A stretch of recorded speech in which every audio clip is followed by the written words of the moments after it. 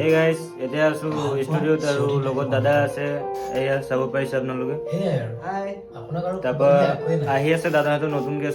short film এখন অসমীয়া তাত লগত আছে মাইনা দা আপোনালোকে সকলোৱে চিনি পায় তাৰ এতিয়া ডাবিং চলি আছে আপোনালোক দেখাইছে এৰা বেয়াই লাগিলে তোৰ কথা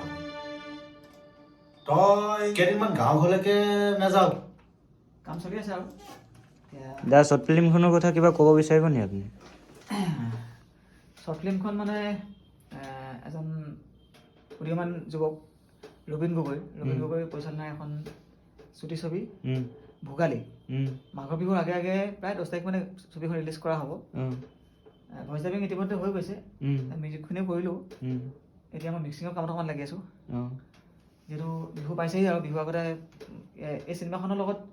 জড়িত থকা এটা গীতো আছে তৰা বুলি ইউটিউবত চাৰ্চ কৰিলে পাব ৰবীন গগৈ গীতটি খুব সুন্দৰকৈ সি গাইছে লগত পোৱালি ফুকনে গাইছে মিউজিক ময়ো কৈছোঁ গীতটি ৰিলিজ কৰা হ'ল এতিয়া সেইখনে ছবিয়ে হয় আচলতে সেই গীতটি ছবিখনতে আছে মানে ছবিখনৰ কামটো বাকী আছিলে ছবিখন এতিয়া 10 তাৰিখ মানে ৰিলিজ কৰা হ'ব আৰু ৰাইজে পাব বিহুৰ আগে আগে এখনেই ধুনীয়া হাস্যমধুৰ ছবি আৰু জনপ্ৰিয় আমাৰ কৌতুক অভিনেতা অৰুণ হাজৰিকাদেৱ তেওঁ আছে ছবিখনত